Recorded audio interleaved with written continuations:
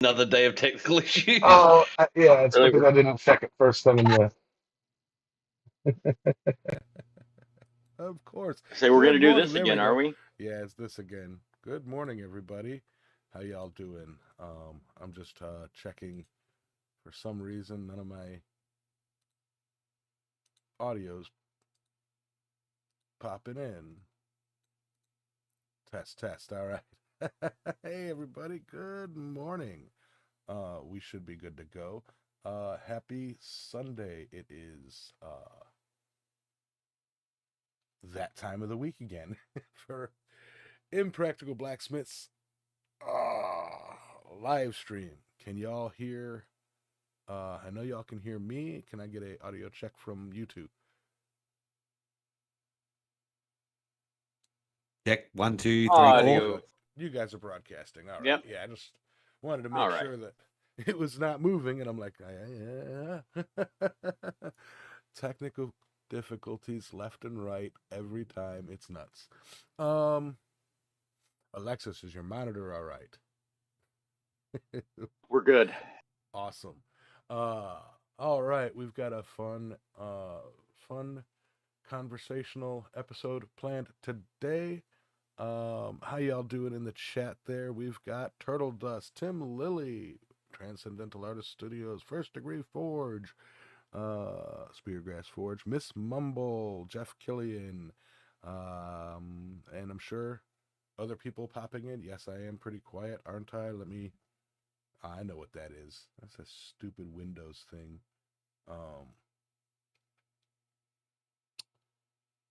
Hate it when it does that. It's this.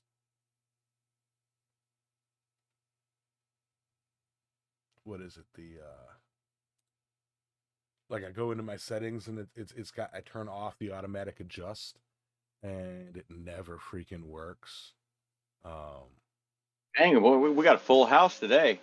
I know, right? Yeah. Oh, Fontanini's here as well. Jeez. All of my stuff is cranked up as high as I can put it, and it's still not quite loud enough. Like, really? You big. Yeah, I'm working on it, guys. Hey, let me see what I get. Well, no, I can't do it. So. Yes, I can. Sound settings. Yeah, I know exactly what the problem is. Just trying to find the input volume.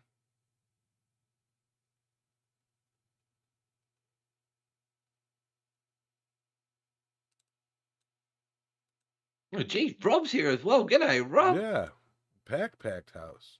We really do have a full house tonight. Everyone's jumping in. I know, right?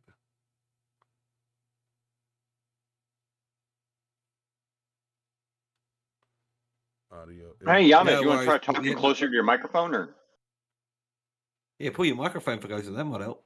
No, I know it's right here. It's this input volume thing. I want you to get really loud right now, and everybody be like, "Oh my God, you're too loud now." That's much better. Right? Yeah. And Paul, I get now it. I know where you down are. some. So Oh yeah, sorry about that, everybody. Like it's this thing. I've always, almost since I've gotten a computer, Windows has that little, like, input sensitivity adjustment thing, and it's like you turn off auto and just leave it at what it is, and then it's like randomly, like it'll go from like 95 down to 67, and it's, you manually got to go and do it. So yeah, what back to it? Board to Gov, Paul Fontanini. Bad.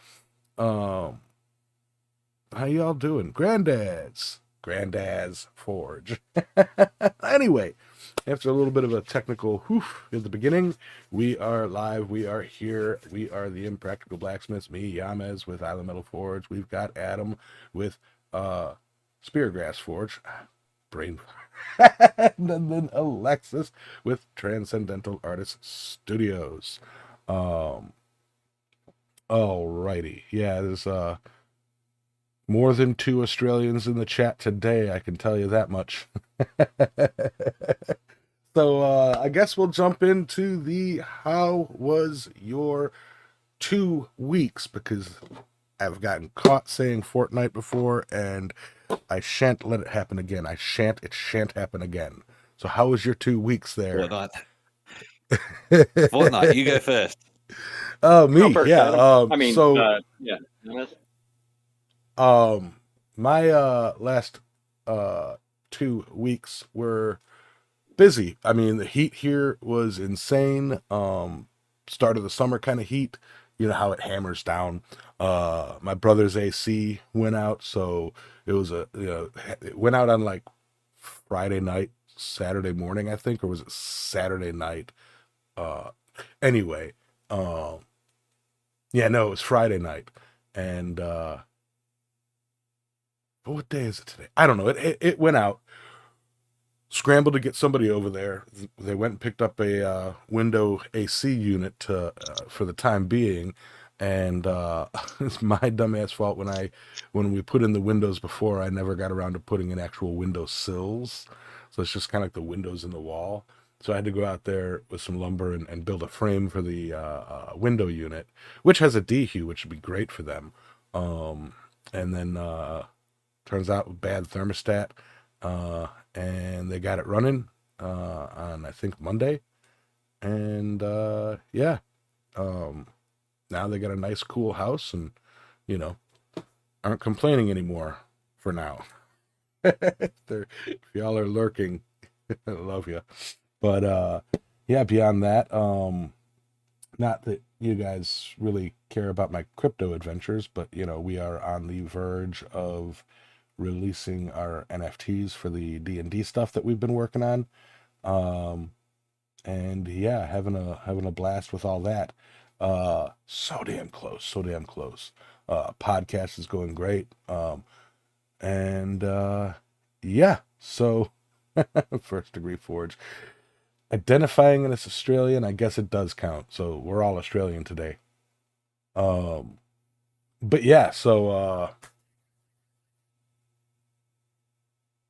that's been about my week. Dug a nasty trench, had to cut the head off of a water moccasin that got in the trench, and all that fun stuff. It's so dangerous over here with this with these venomous snakes I got to deal with. I don't know if anybody else here has to deal with a lot of venomous creatures, but we got these water moccasins and diamondbacks and all that stuff, and they're a bit brutal. Then few spiders that are dangerous, but so speaking of venomous and poisonous creatures, Adam, how are you doing? I'm doing fantastic. I've actually been on holiday the last couple of weeks. Well, technically on holiday. I've had time off work. I actually haven't stopped working. I've been absolutely flat hammer. So I took the last 3 weeks off in order to get some. So it was my birthday a couple of weeks ago, and I had to do some work around the house. I usually take a week off around my birthday. So I was been jumped on the tractor trying to get my boundaries done in order to make sure that I don't get burned out this year. And I got a lot of that done. And then I started constructing a shed. Needed to do. I had a bit of a shed and get stuff done there. So been absolutely flat out doing some welding and digging holes and moving stuff around and finding tin and all that type of thing, and setting things up. So basically, I've been 110% flat out. A couple of weeks ago, I actually, after the last show, I don't know if anyone saw on my Instagram, but I had to do some rough bush forging because whilst I was clearing my boundaries, I bent the bucket on the front of my tractor. So, and it's 1/4 inch plate steel. So I had to get my weed burner out and crank it right up and have it. Basically a portable bush forge, and yeah, heat up the bucket, took all the teeth off, heated up the bucket, and then grabbed a sledgehammer and was basically got it to red hot in it was in broad daylight, so it was I got it hot enough that I could see the red hot, and why did I go full screen suddenly? Anyway, so yeah, got red hot, and then bashed it with a sledgehammer and got it pretty much straight. Then I had to jump back, put it back all back together, and throw it on and get more of that done. So luckily, I've kept all the teeth off. It's running perfectly well, getting all things cleared off and leveled off, and it's running well. So yeah, and got things constructed. I go back to work. I'm on changeover again now, so I'll go back to work on Monday, and there go back to regular patterns, week on, week off. Other than that, kind of getting things sorted out in general life. I'm actually a bit more relaxed than what I have been previously, and yeah, just okay. And on the forging front, I've actually got quite a few different projects coming up. So I've made friends with the guy that owns the local knife shop, and got a commission to rehandle a knife that actually has sentimental value to him. My last year I started some knives for the Sam Towns Bowie build off, 3 of them actually, and I wanted to put crocodile bone handles on them, but I didn't have access to crocodile bone handles, and my contact finally got in contact with me and said, "Hey, I've got some bones macerating, so I should have the crocodile bone for the handles in a month or two, so I can finish them off and whack them into his shop to actually sell on consignment as well." And he's also sent me some business coming up in the future. I'm going to be doing some blacksmithing lessons with a customer of his that wants to learn general blacksmithing. So yeah, so that's been on the business front, and on the smithing front, I've still got to get the workshop finished, and hopefully that gets done relatively soon because I've got a whole heap of work coming up. So yeah. And Alexis, how was your week? Boy, let me tell you, my week has been something else. I don't know if any of y'all. I don't know if any of y'all have noticed, but it's entirely possible that I have relocated my ass. Um, And scratched it.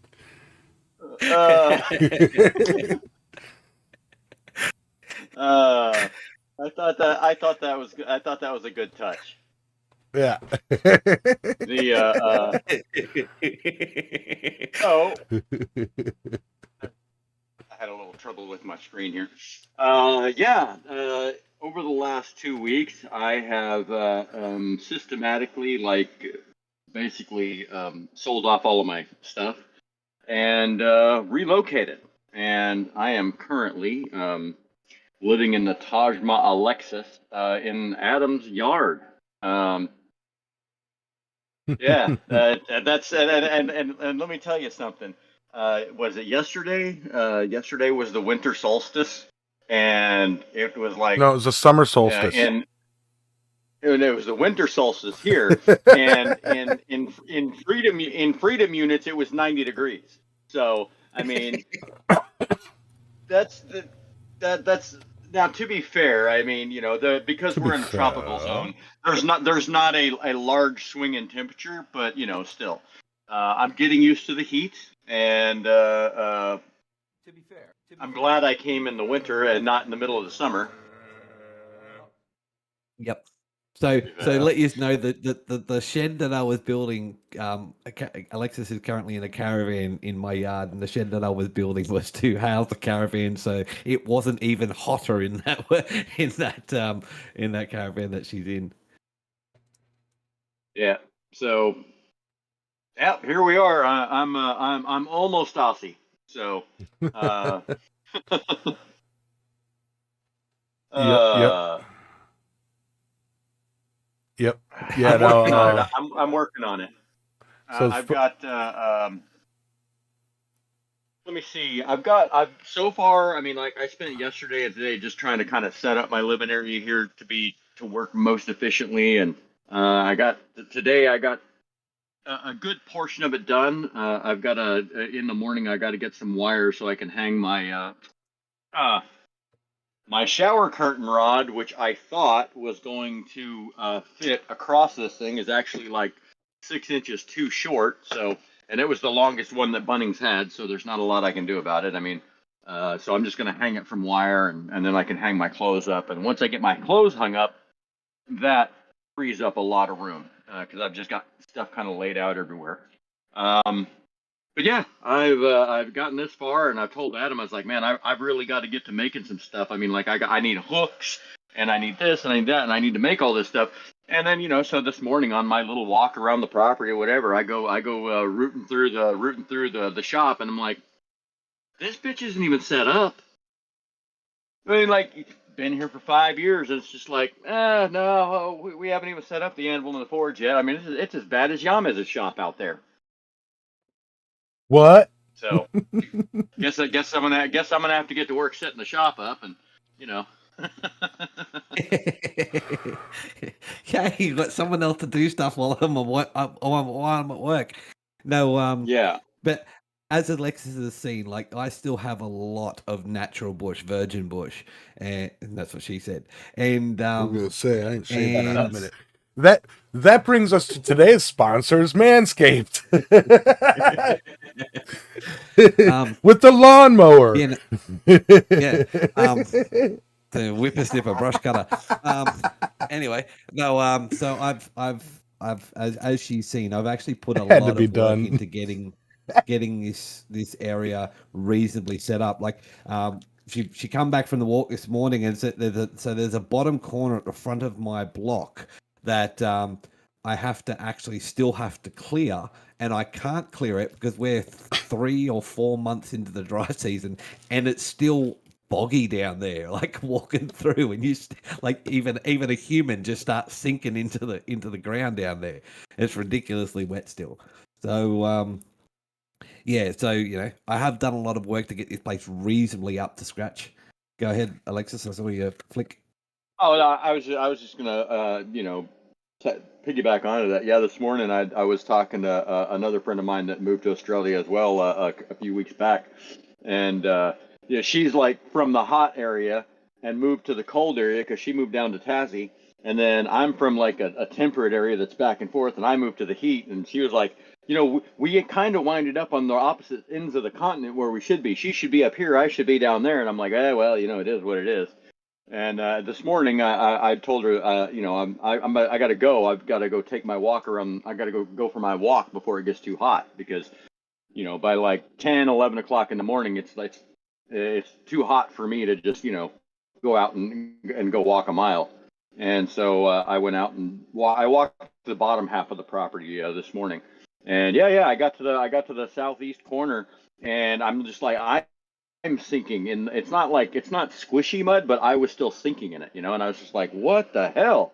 Yeah, everything else is crispy and dry, and over there it's still wet. And I was like, oh man, no wonder this is a project. And just trying to like the scope of this thing. I mean, I didn't really realize how much work there was until I got here, and I saw it's like you got to clear 19 meters from the property line inwards of the gamba grass all the way around. And it's like, Adam's halfway done. And it's like, the rest of it's like, that's a whole year project. It's like, how the hell do you clear that much how do you clear that much space every year, I guess I'll figure it out. Adam's going to have me out there with a pair of scissors. No, I'll be nice. I'll get you out there with the brush cutter at least. High vis shirt, a Kubra hat, swinging the brush cutter. Yeah. Yeah. Look, Miss Mumble, we do get cattle ticks up here, but I'm not in a major cattle producing area. Yeah, so I'm not in a major cattle producing area, and our ticks in the Northern Territory, we get the paralysis tick, but you've still got to get a decent amount on you in order to suffer from that. So it's not like I've lived on this block for 5 years, and in that 5 years, I've seen one tick, and that wasn't even from being on my block itself. We were way up. We were about 2 or 3 blocks over. So I've got 40 acres. So we're about 80 acres away from where I was, because I was going hunting for gold. So it's not even here. We don't have to worry about that too much on my block. On my block itself, we haven't had any yet. All my dogs have never had a tick on this property, and they're out through the scrub all the time. So it's not too much of an issue here. The biggest danger really is spiders and snakes on my block. And But crocodiles. even then, that's not. No, not crocodiles on my block, but crocodiles down the road in Darwin River. And drop Absolutely. bears. But drop bears, no, they're a colder climate. They're down where they're more where Miss Mumbles and Alexis's other friend is in Tasmania. They're more susceptible to drop bears than up here. Yeah. Yeah, no, I will say the one thing that I'm super psyched about is, you know, Alexis and I over the years of our friendship, it's always been that like, oh, it's hot. You don't know heat. It's 120 degrees here. Yeah, but that's a dry heat. It's still hot, you know, and that whole like argument of dry heat versus, you know, wet heat, where it's like, even here, you know, I walk outside in the summer and it's like somebody's standing out by the door with a wet towel waiting for you to come out and just go whap, you know, and it's just that like that dry heat region, wet heat region arguments back and forth over which is worse. And yeah. Welcome to the tropics. And see, as you're not even in the proper tropics. You Even know, when you're in Florida, you weren't in the proper tropics. You are right at that. I know exactly. I mean, Florida is 24 north, you know, and I believe you're what, like 15 south? Like Something you're like that. you're like, I know I'm you're above 10 the tropic degrees of Capricorn. closer to the, yeah, you're like 10 degrees closer than I ever was to the equator. Where Yeah. you're at. But like it's still, I mean, humidity hits. I mean, I'm sure, you know, compare my area to say Georgia. I know Georgia is notoriously muggy. Ain't that right there, Josh? You know, notoriously muggy. Florida, it was insane when I was in Key West. It's like, yes, it was humid like that. Like you walk outside and it's like the, you know, smack, but you know, you're in the middle of the ocean, and it's like the breeze kind of carries it away most of the time. So you didn't really like 110 there. It's like, yeah, but you know, you got the ocean breeze, you know, keeping you cool. Yeah, but you know, Well, yeah, and so Right? No, what I've noticed over the last couple days, because today's my third day here. I flew out on Tuesday afternoon, and yep, she pros.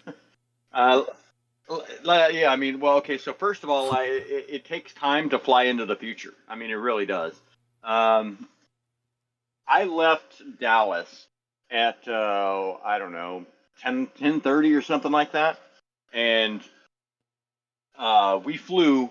The sunset happened like 2 hours before I flew out, and then we flew chasing the sunset, and I landed in Sydney at like 6 something in the morning, and then it was still dark for 2 more hours. It was dark for 20 hours for me, because I was chasing the dark, but so, and then I had a 16-hour layover in Sydney, so that I would assume so that I could clear customs, and I cleared customs in like 12 minutes. I was just like, great. What, because I mean, I was totally prepared for them to go through all of my shit, empty every suitcase, like open everything, dump shit out, and like, I was prepared for them to go through everything, and I had an excuse for everything I was carrying, why I'm bringing it, yada yada yada, because I'm coming on holiday, and yeah, I walk in and I drop my immigration paper between, like, so you go through immigration first and then you go through customs, and it's like you can't, it's like a series of gates, right? And so you go from immigration, you go to baggage claim, And then on the other side of baggage claim is customs. So I go through immigration. I got my little yellow piece of paper that says I'm good to go. And, because I've already filled out all my paperwork and all that. Then I go to the baggage claim. I get my bags. I walk over to customs and it says you need your immigration paper, you need your passport, and you need your incoming passenger card, which is where you check mark all of the stuff you're going to claim. And I'm like, okay. And so I'm looking and I'm like, wait, where's my immigration paper? It's gone. Backtrack, go back to baggage claim. Well, the lady walking around with the little broom and the dustpan thing with the stick on it, she wasn't letting a piece of paper sit on the floor for more than 10 seconds because she was just on it. And I never did find my immigration paper.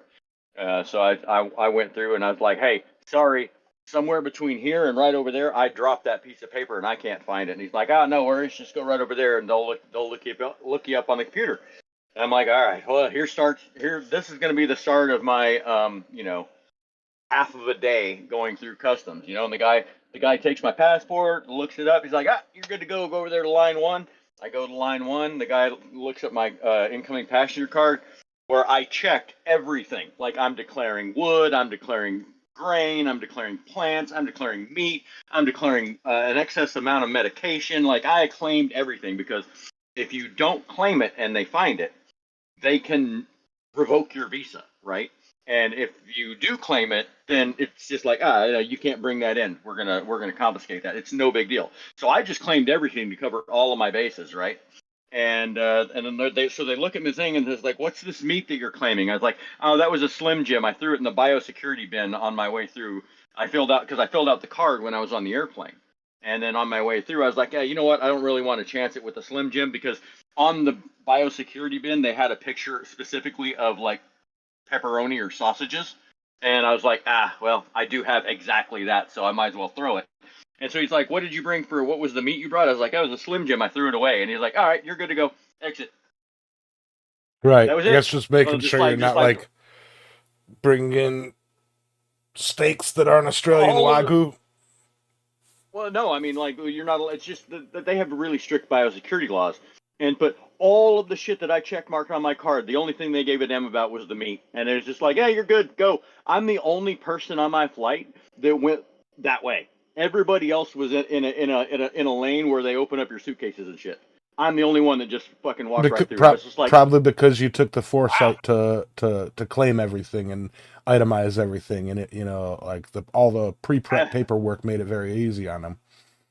I have a slightly different theory, but whatever.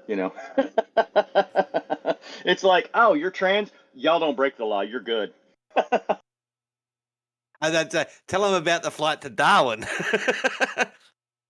Flight to Darwin. Oh my God. Old mate with the tats. Huh? Oh yeah. The tats. Yeah. So at the end of the day, like I go to get on my flight to Darwin, and I've never, this is the weirdest shit. Not the guy with the tats, but the weirdest shit to me was, so in the States when you're boarding a flight, they go, okay, group one, okay, group 2, group 3, group 4, like that, right? So you go through your groups. They start and they board the plane from the front to the back. And when you fly first class, you're 2 drinks deep before they even finish boarding, right? And so I go to they go, okay, we're now boarding flight 672 to Darwin. And they just like make 3 lines and like literally, so everybody gets up and walks to the counter at the same time, and they got 3 machines that check your boarding pass, and everybody's just, I mean, it's just this crowd, and the entire waiting area cleared out in less than 5 minutes. It was the fastest freaking boarding I've ever seen in my life, but there was no order to it whatsoever. So they had half the people going into the jet bridge at the front of the jet. The other half is where I wound up. We wound up going down the stairs, out onto the tarmac, and then up a set of stairs into the back of the airplane. And then everybody's just kind of mingling in the middle to get, people coming in the back that are sitting up in the front, and people coming in the front that are sitting in the back, and everybody's just trying to get past each other. There's no bulkheads, there's no first class, there's no business class. It's just straight up seats from the captain all the way to the tail. And just cram as many people in cattle class as you can, and go. And there was a dude in front of me that there was probably was two people in front of me in the line going through, and he's just like, kind of shoulder length hair, big old beard, got a whole back piece tattoo that just like it goes right down the middle of his spine, and his whole right side is tatted up and everything, and he's wearing a pink sundress. Just like not a care in the world, don't give a fuck, just wearing a pink sundress, getting on the jet, and like nobody gave a damn. I mean, the people in front of me were kind of like looking at each other like, what the fuck's up with this guy? I don't know. That's pretty funny, but nobody else even batted an eye, and I thought it was hilarious. I don't. In my mind, I was kind of thinking he lost a bet or something, but after being here for a couple days, that maybe he's just like, nah, this is pretty comfy. The way the breeze blows, Mm. It was pretty good. Yeah, that's. And then I've been thinking about busting my kilt out for this summer. It's been warm so far. What I would say about the weather since I've been here, I mean, like it's nice and cool in the morning for now, and then about 10 or 11 in the morning, it's getting a little warm, upper 80s, lower 90s. But the breeze is still cool, So like when the breeze blows, it's still oh, that feels really good. So conversely in Texas, it's 110 out. You don't want the wind to blow. Because when the wind blows, it's like literally you're in a convection oven, and it's just dry, hot air hitting you and just sucking the moisture, right? I mean, it's miserable. You're better off in dead still hot air than 10-mile-an-hour moving hot air. And so I'll see how that goes in the summertime. I don't know, but for right now, the breeze is really nice. We'll see. Oh, that's right. You're not even in summer. No, it's literally the middle of winter. You should go do a snow. Go do snow angels. Dry season. Go do snow angels. Dust angels here. Yeah. But yeah, no, I think one of the biggest things that I think was hilarious was your reaction to the gamba grass. Yeah, Alexis's reaction to the gamba grass when we were driving down the driveway during the daytime. She saw the gamba grass. She's like, "Holy shit, that's tall!" like the photos and stuff just don't do justice to how tall it is. Yeah, it's like I did not realize because you in a picture you just assume the grass is smaller and the trees are shorter, and then I'm like, no, that grass is freaking 3 meters tall. I mean, like I'm like shit, and it grows that tall in 4 months. Yeah. Yep.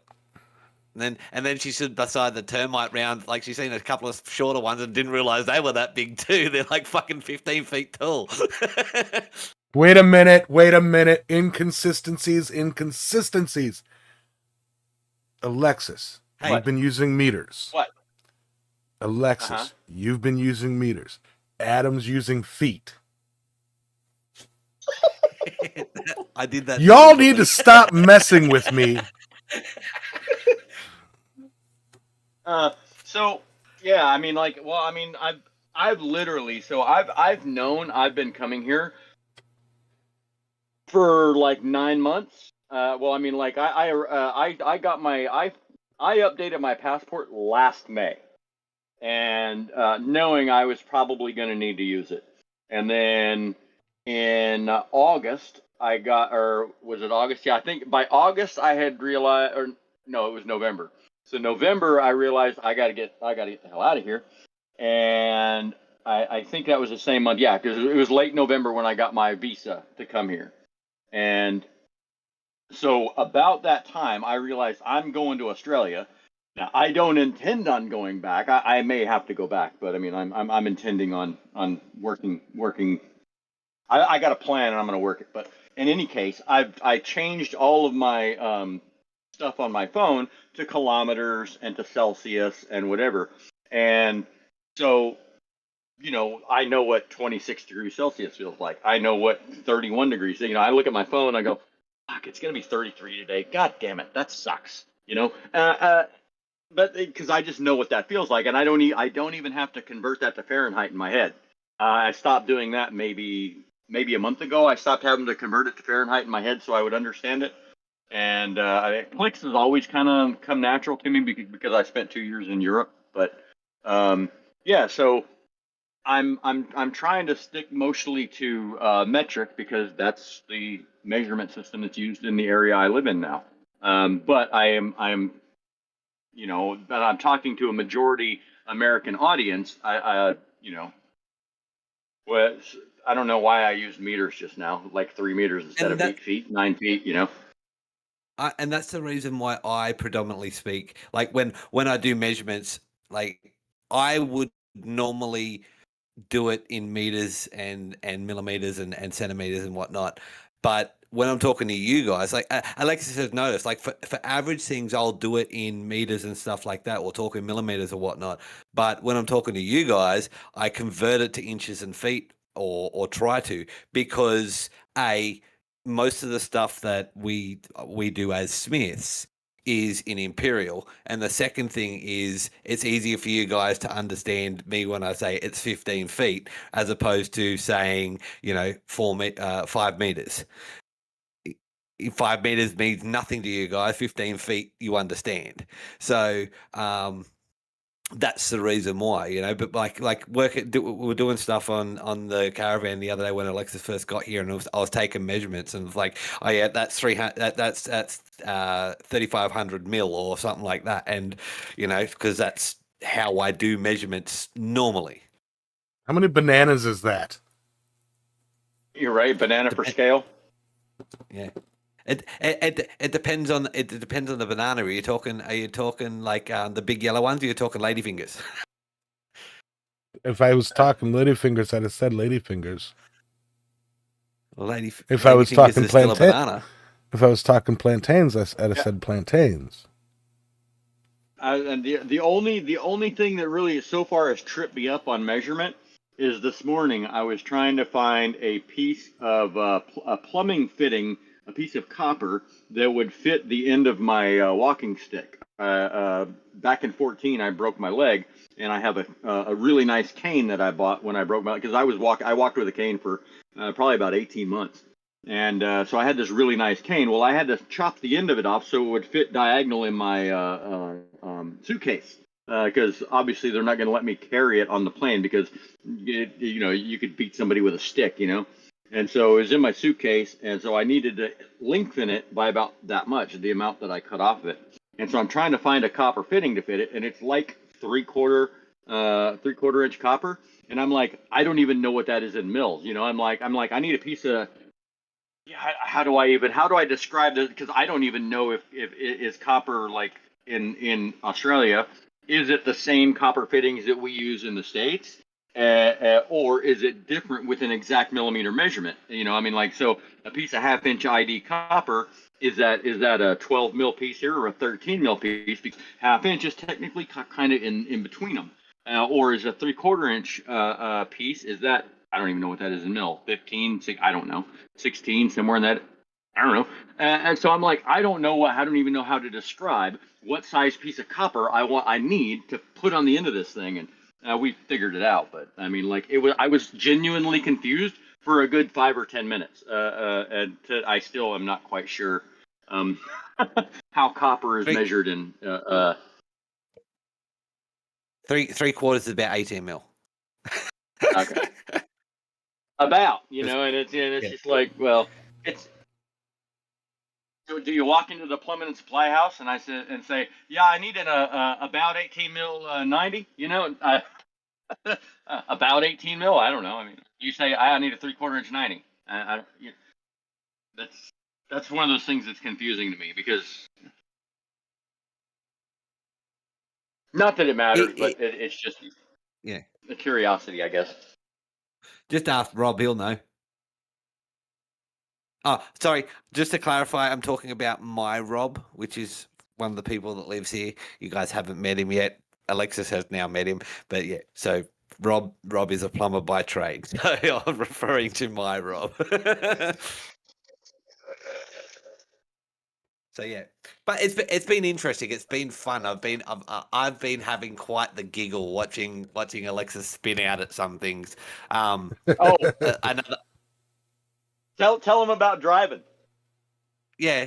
So we were driving home from the airport, and so first of all, like I said to her just as she was coming out of the airport, passenger, she's walking through. I said, other side for the passenger side. She goes, no, I remember. I've been preparing for that. I said, don't worry, I'll get you. She got straight into our passenger side because it's opposite to you guys. And anyway, so driving home, there's a particular road we come down where I have to do a dog leg. It's near on straight, so I'm going straight ahead, but I've got to turn off onto the road and then turn again to get onto the next straight section to go down. And anyway, I turn and she's like, "Whoa!" because she looked the wrong way to begin with, and it just completely spun her out, like going down the thing. She's like, that just made no sense to me whatsoever. And yeah, so like, and just even now, like driving around, it throws her off just. And watching the traffic, like turning onto the road and watching the traffic come down, what for her is the wrong side of the road, and she's freaking out because she's thinking someone's going to drive into us, and it's like, no, we're good, it's all good. and then today, Alexis experienced her first Australian cultural phenomena of the Bunnings sausage. What do you think of the Bunnings sausage there, Alexis? Yeah, the Bunnings sausage was pretty damn good. I have to say, I was genuinely surprised because, I mean, Australians call their idea of sausage and Americans' idea of sausage is not quite the same. So I didn't quite know what I was going to get. I was thinking it was like a Bunnings sausage, and in my mind, I was thinking it's going to be a hot dog, and I'm like, and the hell with that. I got to draw the line somewhere. But no, it was like literally it was smaller than that. It was a bratwurst but smaller. So it had the same seasoning or the same sausage seasoning or whatever as a bratwurst does. It was really good. And so yeah, I had my first Bunnings sausage. And so for those of you that aren't in Australia, I guess Bunnings sells. They got like a little volunteer booth at in the car park where they sell sausages, and it was a decent deal. It was like what, $5 Australian for a sausage on a piece of bread with sautéed onions, and I put on some mustard and barbecue sauce, and so I got a sausage and a drink for $5 Australian. So that's like $3 US. It's a hell of a deal, and it was tasty. It was gone before we got out of the parking lot. And if I didn't have an armload of shit, it would have been gone before we got to the car. Yeah. But so to let you know, so what that is that's how Bunnings kind of assists volunteer and sports groups and stuff like that. So what happens is think of it like your Harbour Freight. Out the front of your Harbour Freight, because a lot of the tradesmen and all that type of thing go there. These sport groups and whatnot, or volunteer organisations like the Bushfire Brigade, or Homeless NT, or small local grassroots organisations set up, and they volunteer and cook the sausages and whatnot. And Bunnings provides the barbecue and the drinks and the sausages themselves. They donate them. And that's how they do the sponsorship, and then these small groups give their time, and they sell these for relatively cheap prices, $5, like she said, for a drink and a sausage sandwich, and then they get to keep all that money. So it's Bunnings' way of, they don't directly sponsor any to put their name on, but they sponsor these small grassroots organisations, and those grassroots get to make money, and it's not making money how a lot of places they come up and door knock and harass you to donate. If you get something out of it, you get a little bit of a feed, and you use your spare change that you've just got out walking out of Bunnings to buy yourself a sausage and a drink. You get a little bit of feed, and you've helped out a local organisation. So and the bunning and the bunning sausage has become like a cultural thing. Like you can always guarantee that you can get a good bunning, you can get a good sausage wherever you are in Australia from Bunnings. If there's a Bunnings there, you can get a good one. So, um, yeah. So as Miss Mumble said, they're little fundraisers. So that's and all different groups use it. So it's a good thing. It's never the same people. All little different groups use it. So it's good fun. Yeah, and as a point of reference, Bunnings is like the Australian equivalent of a Home Depot or a Lowe's. Only there's Yeah. not a big crowd of people outside that are looking for day labor. I'll not. I'll just leave it there. But yeah, it's just like a Home Depot or a Lowe's, and yeah, it almost exactly like even the order that the aisles are in. Starting from hardware or starting with lumber on one end and going down. I mean, like it was pretty neat. I liked going there, and they had just a little bit of everything. And I will say back in Illinois, there was a Home Depot up in off this one highway, and they had at the entrance like a concession stand, like a hot dogs. You get hot dogs, pretzels, burgers, whatever, soft drinks. As you're walking out of the Home Depot.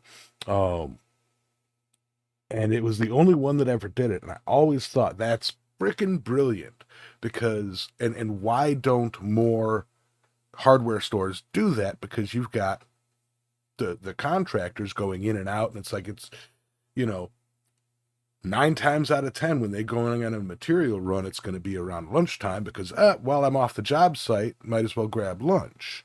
And it just blows my mind that that's not more of a normal thing here, to have like a little like a hot dog stand, or brat place, Well, right at Home Depot. Just yeah. sell Well, cigarettes, this is drinks, another and thing. food. Yeah. This is another thing. Inside Bunnings, there's actually a cafe. So there's an area inside Bunnings where you can go, and it's got a little kids play area as well. It was down near the plants, Alexis. But you can go buy like little cakes, and you can go buy sandwiches and cold drinks and all that type of thing, and get barista made coffee. That's inside Yeah, Bunnings, owned by Bunnings and operated by Bunnings. yeah. So That's kind of what I'm talking about. yeah, but technically, these sausage stands, right, are in competition with Bunnings' own cafe, right? But Bunnings still does it because because they're supporting those. It's all about the volunteering and supporting those local grassroots. Like a big company can't do it, right? And even a private company. So me as Speargrass Forge, I couldn't do it because I'm a business, right? Whereas all these groups that do it are volunteer organizations. So they're your local bushfire volunteer fire brigade, your local dog shelter, the RSPCA or the SPCA in the US or something like that. Your local your kids basketball team, that type of thing. It's small An organization, not a volunteer company. organization. Yeah, Yeah, yeah. and so they still that's what they do. It's by technicality they're losing money at their cafe because they've got this little sausage stand out the front, but they're helping the community, and So that's gained them so much goodwill that and people that's that. go and get the sausages. Yeah. So with that, when you think about like the business aspect of it, you go, okay, well, we're providing this opportunity for organizations and blah blah blah, and we're not chasing them away for the almighty dollar. And when you think about it, it's like you chalk that up as marketing, as a marketing cost. Like the loss of that is the cost of marketing, because like you said, they became known for it. It became like a cultural phenomenon, the Bunnings sausage, and that's kind of my point. Like Jack Pines just said, they have a brat place at their Lowe's. We don't even have that little cafe as a standard at our hardware stores across America. I'm sure some do, you know, but as Yep. a standard, it's like it literally only makes sense. And you know, instead it's like you got the candy bars and freaking pretzel bags and stuff and chips and stuff at the checkout. It's like, you know, like if you know that was a standard, it'd be phenomenal. Like, hey, I'm going to Home Depot to grab some, or I'm going to Home Depot or Lowe's to grab some more wire. You know, you want anything? Yeah, grab me a hot dog and a drink. Okay. Instead of like, yeah, I'm heading out. You know, it's lunchtime. Did you want anything? Yeah, can you stop somewhere else and get me? It's like make it a one stop. You know, like, damn. Yep. Yeah. No, but yeah. Yeah. And one thing Alexis also noted in Bunnings, all the signs are at eye level. So like you're not So you're not doing craning your neck to this? look up. No kidding. Yep. So we're walking Because along. yeah, in the States, all of the signs are hanging Are hanging up, from so these you're giant walking along. warehouse ceilings. Yeah. How's the Yeah, ceiling? Is the ceiling a they're warehouse literally ceiling? yeah. And it is, but it's still it's right there. I mean, like you're walking down the aisles, and the sign, the top of the sign that has Sup, all the Sam? things that are in that aisle is like at 5 feet, and so you can just be walking down and looking straight ahead, and going, oh yeah, this is the aisle I need, and I'm just like, that is freaking brilliant. No place in America does that. Everything is always up hanging from the ceiling. Grocery store, Walmart, Lowe's, Home Depot, it's all. Or you walk and you look up. Nope, not this one. Walk, look up. Nope. Or you're walking just with your head up, bumping into people. You know. Yeah. Yeah. That was today. That was a today thing. I mean, even though we went to Yeah. Bunnings yesterday, and I mean, and God, we must have hit every freaking store. God, now I'm hungry. Yesterday, because we did like the massive shopping yesterday, and then today we had to go back because we forgot like 4 things. And yeah, I didn't even notice the signs were at eyeball level yesterday. I was so kind of focused on, all right, what are we here for? I need this, I need this, I need this, and you know, trying to be efficient and not keep Adam out all day. And yeah, And it was yeah, definitely interesting. So yeah. So just to let you know, yesterday we did the store in town. I took Alexis for a bit of a drive around the city, and a little bit of walk through the city, which barely classifies as a city, doesn't it, Alexis? You know, Um, hey, small towns are great. You know, like getting around a big city is a pain in the ass. You know, like mid-sized to a small town, or you know. Okay, we call it a city. The central business district, right, or what you guys would call downtown, is literally about 6 streets. That's it, right? And even then, like Alexa's going, like, is this the city that you like? Where Yeah. are those apartment buildings? Like, and it's like, yeah, they're all apartment buildings. We've only got like 2 skyrise office buildings in this city. And she's like, holy crap! So we did a bit of a drive around that, and then we went to Bunnings. We went to one of the so we went to Coolalinga Guns and Ammo because they have a selection of spices and stuff like that which are imported. So so she went and had a look at that. We didn't, and I had to stop in there anyway because I need to ask a few questions. And then we also run into the guy that we'd actually got dinner from the night before out here.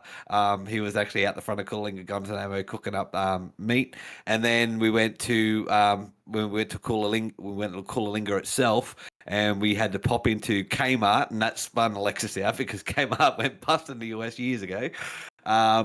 Kmart, she saw our Hungry Jacks, which is the Australian version of Burger King. Then we went to Coles, did a walk through there, and we had to go pick up the groceries because my wife put an online order in, so I picked up the groceries for Woolworths. So we went over and did a walk through there. And then she learned about the helicopter pub tours where helicopters pick people up and do like a bar hop. So they'll fly in a helicopter from one bar to one about 4 or 5 bars in the rural area, and that's how they get around. So they land, they go That'd in, be they have a few wild. drinks, and they get in the helicopter, go again. Yeah. Like that. And No, look, that'd be definitely wild. go I was gonna say that'd be definitely wild. The bar crawls I'm used to are like, the Duval crawl. yep. Or the what is it, the poker run? The big massive biker bar crawl. You pick a highway and you roll down. It's usually here on the East Coast, and it's like a run from New York down to Key West, and you hit a bunch of bars the whole way. It's like a party all along the East Coast. Um, but yeah, the helicopter bar crawl, that sounds freaking awesome. It's like, I mean, and you gotta you gotta have some disposable income, because it's like, what, $2,400 Australian to do it, because it's like 1,200 bucks for 5 hours, and you have to have at least two people, and so that's, it's like 2,400 bucks Australian to do a 5 hour bar crawl, and it's only in the middle of the afternoon. It's like from 11 in the morning till 5 in the afternoon, something like that. That's just when they fly them, and they're flying over here all the time. It's like, it's like, oh, got the ghetto bird coming by. Uh, it's just really it's really a cultural, not a shock, because it's not like I didn't know what I was getting into, um, but it is an adjustment period, because like I thought that like I could just switch my brain into, just as an example, I just thought I could switch my brain to right hand drive. Nope. The driving part's not so, that's easy. That no big deal. But the driving on the left side of the road, man, that is so. It's like every time we'll crest a little hill, and there'll be somebody coming at us on the right side of the road with their headlights on, and I immediately freak the fuck out. I mean, just for a split second, my brain goes, somebody on the wrong side of the road, and like so if I were driving, it would like immediately trigger like a swerve type thing, But no, I mean, I'll get used to it, and eventually I'll my brain will stop freaking out about the whole right hand drive thing. But it's an adjustment. It's going to take time. The other thing that I'm really, I hate to say it, but I miss, is like the simplicity of shopping in the States. So like I would go to town and I got to make two stops. That's it. I stop at HEB because I live in Texas. I stop at HEB to get groceries, and then I stop at Walmart to get everything else. Now, if you don't live in Texas, I mean, you can just stop at Walmart, get your groceries and everything else. But Texans are pretty proud of HEB and prefer to shop there. They do have better quality produce, better quality meats. In fact, even their store brand stuff is better quality than the Walmart brand. So people tend to prefer to shop at HEB over Walmart as far as for the food items. So I do miss the simplicity of being able to just go get everything from one store. Now you got to make multiple stops.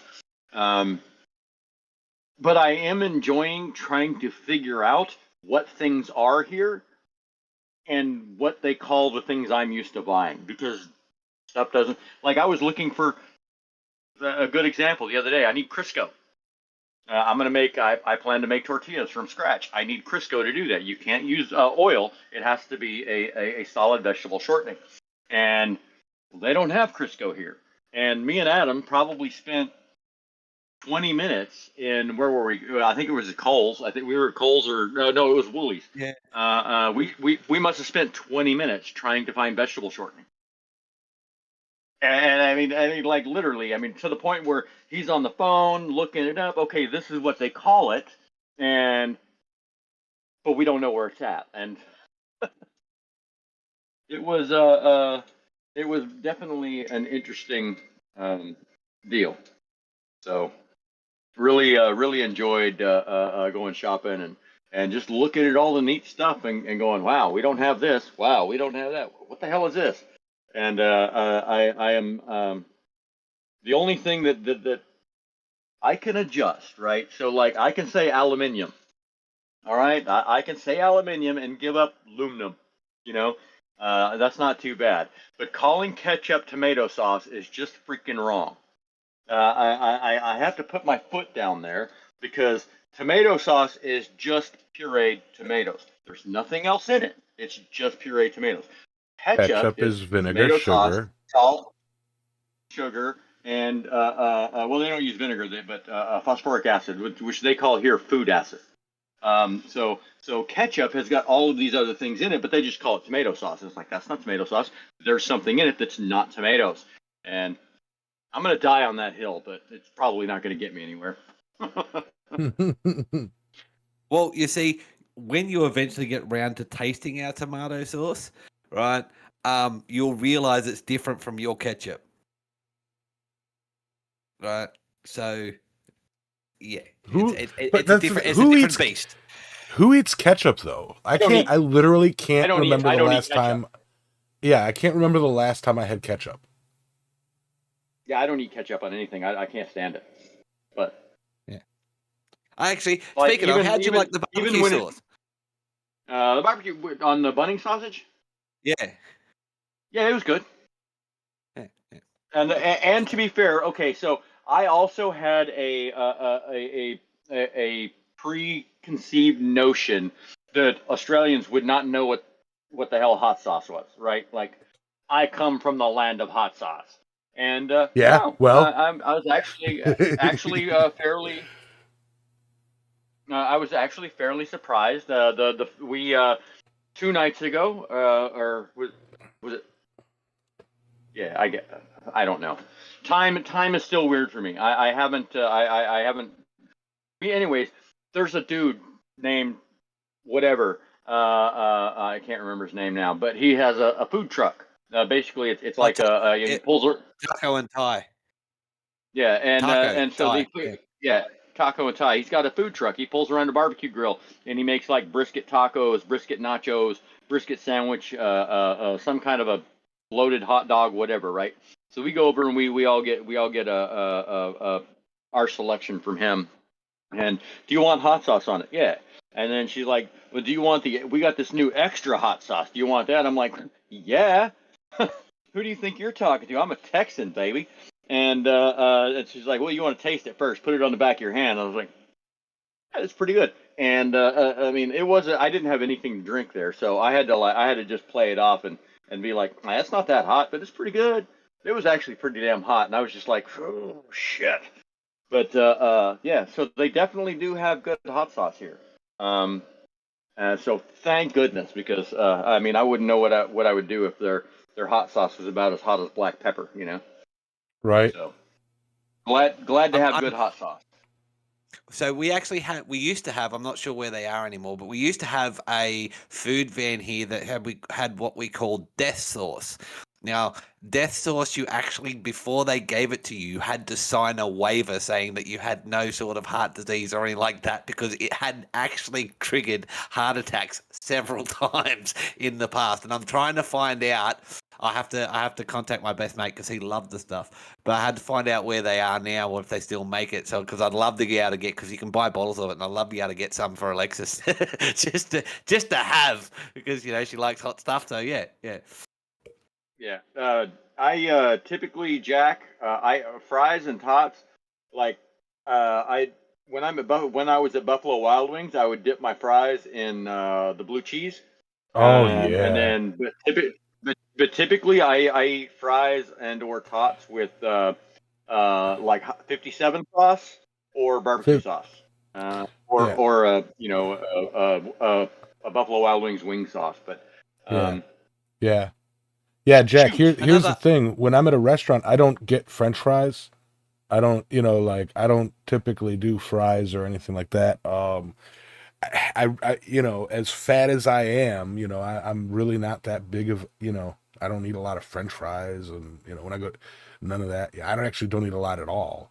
But yeah, when I do any sort of tater, whether it's tot or whatever, it's like a nice remoulade or an ancho chili or like a garlic parmesan sauce or something like that. Ketchup is just, to me, to me, ketchup is a kid's condiment. I don't. Yeah. And I don't mean that as an insult to people who still like ketchup, but like there are so many better flavors out there than ketchup. You know, Adam, I'm sure y'all's tomato sauce is delicious, you know, and is not Yeah. ketchup. I'm sure, No, it's but not. there are so many It's not better. as Yeah, so our tomato sauce here doesn't have as much sugar in it. It's not as and look, you can get American tomato ketchup, particularly Heinz tomato ketchup and stuff like that here in Australia. So we do have the reference point. But so Australian tomato sauce doesn't have the it's not as sweet. It's a little bit more savory, a little bit more vinegary, so it's a little bit more tart. But yeah, so it's a different thing. But even then, like we have tomato sauce in our fridge, but it's not used very often. Like it's in there because we've got it. But I just saw like you talking about like different sauces and stuff like that. And Jack was saying that they didn't have a certain type. They didn't have much in the way of dipping sauces and whatnot. Another option is, and something we call it father's favorite. I don't know how often your restaurants or whatnot have Worcestershire sauce, or Worcestershire sauce. Worcestershire, Lee and But Perrins. what you can, Lee hey, and Parents. If Oh you yeah, just say Lee and Perrins, it's much easier to pronounce. okay, Worcester. And I know no, that's we'll see. confusing to you, but Lee. Okay, so in the States, Lee and Perrins is a brand of Worcestershire sauce, and that is the brand. And if you have another brand, it's just trash. So you Okay. get a bottle of Lee and Perrins. Okay, so Yeah. if you okay, so you use Liam Perrins and you mix about the same amount of Liam Perrins with the tomato sauce or the tomato ketchup, and it makes what's called it's called Father's Favorite, which is more like a barbecue sauce. And it's the Worcestershire sauce imparts a different flavor, and it makes it really nice. So if you don't have any other option other than tomato sauce, grab some of that, mix some of the Worcestershire sauce in with it, and it changes up the flavor and makes it more like a barbecue sauce. Yeah. No, I I love. like Jack. What's this here sauce? Yeah. Well, uh, you see, the reason why I work with a lot of Poms, right, and even the Poms don't pronounce it the same way, right? So they sometimes they say Worcester, right? But I've worked out. So there's Gloucestershire, which is a place in England near Worcester. There's Leicestershire, and that's the reason why I thought, well, I figured that Worcester is even it's spelt similar to Gloucester, which is even though it's Gloucester, it's not Gloucester, it's Gloucester. So I figured Worcester is pronounced very similar to Gloucester, so that's why I pronounce it that way. It's either Gloucester or Worcester. It's so Worcester or Worcester. if you never But a lot have, of people try it. can't pronounce it. Do shots of Yeah. Worcestershire sauce. Savory. That's like drinking straight soy sauce. Ugh.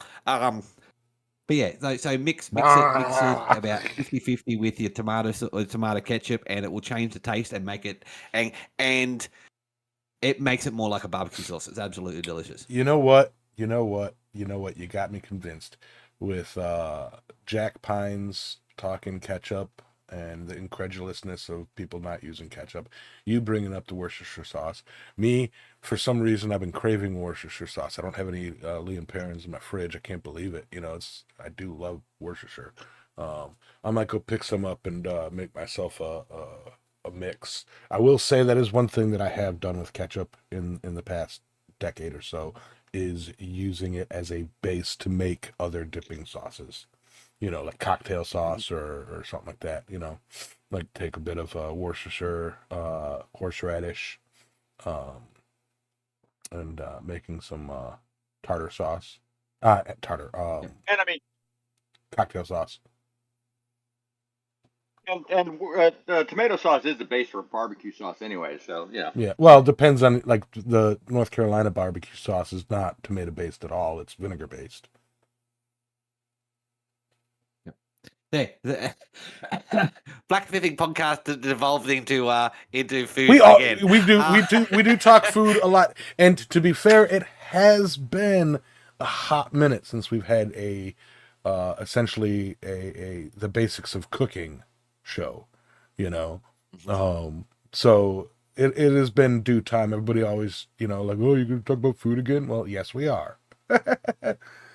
Speaking Yep. of which, I am going to preheat the oven because I'm going to bake up a few sausages today. You got me hungry, and Um, I, on I was on just going on to the do a point of liver blacksmithing, sandwich, though. but On the point of blacksmithing, though, now that I have Alexis here, and I can get so getting Alexis set up and getting my boundaries done has been a primary focus for the last couple of months. It's been something I focus on. My very next big project is finishing off my workshop.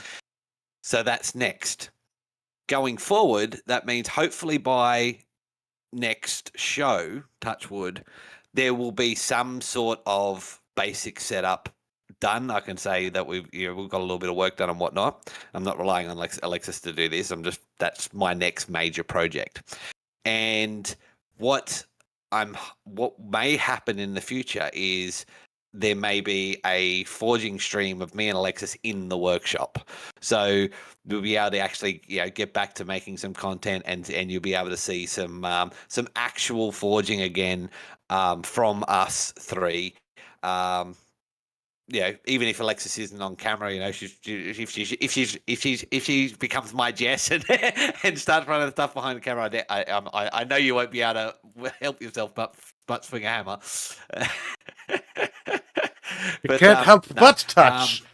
Whoa. Easy there, bitch. Don't be regulating me to being tech support in the back. I mean, no, seriously though. But no, Alexis and I have discussed about getting out there and doing some more content. So my workshop is actually 200 meters away from the house. So just to don't get too excited because we have to set up the workshop first, and then I have to get a so I've got a friend of mine who is an IT specialist who has gracefully offered me a system that can get my internet out to the workshop, so we'll be actually able to stream from the workshop. But it's one of those things that it's not immediate. So it's still probably at least a month away, but it's something that I want to get back into and doing again because I've got a lot of opportunities coming up to do a lot of things, and I've discussed some of those with Alexis, and not getting her to do anything, but just discussing some of the plans I've got coming up, and there's a lot of opportunities coming up in the future. So I want to get everything set up and going so I can take advantage of those within the next 12 months. Right. Yeah. I was actually out by my And- anvil yesterday. Said hi. You to walked them. by it, Walking did you? past it doesn't count. I had to turn on my air compressor. So you did walk by it. Yeah. I had to get to that panel, Alexis. No, my shop, Josh and I have been working on setting up the garage for work, and a whole bunch of, where are we gonna put this? I don't know. My shop is buried right now. Yeah, Yep. it's rough. I had to squeeze through stacks of boxes to get to the panel.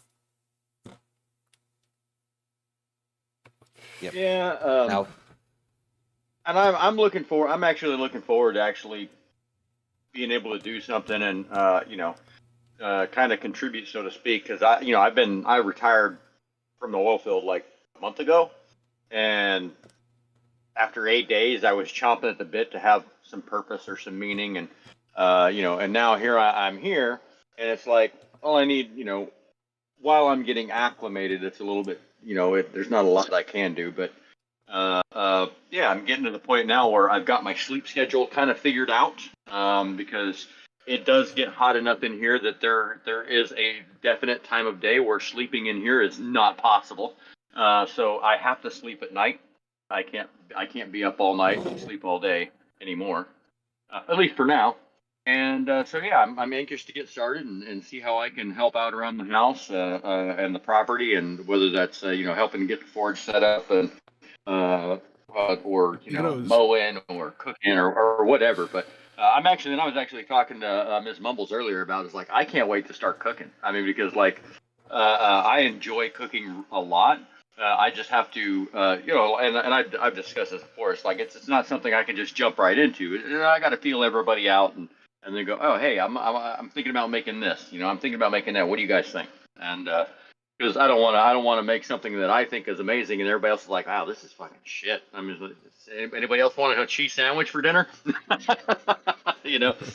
So I got to feel out everybody's palate first, but eventually. Ashley's just gonna fall in love with you even. Ashley's gonna fall in love with you even more if you start cooking, because the fun things she'll have to do. So she'll be like, "Yep, go ahead." Alexis has now had the time to meet my lovely wife and just see how just how much of a hippie she really is. Yep. And she's a hippie. Yeah, she's good. Go ahead. I was gonna say she's good people. She's an absolute hippie. She went out today and she did because my wife, as some of you may have known from previously, my wife is a yoga teacher. So she actually went out and did a like a 1-day yoga retreat today. So she was up at 5:00 this morning, packing the car and getting everything set up. And she took off by 8 and had it all set up and was sending us photos and whatnot. And then she went silent for the rest of the day, where she was teaching yoga and stuff to her students. And yeah, come home full of energy and full of beans because she had a wonderful day.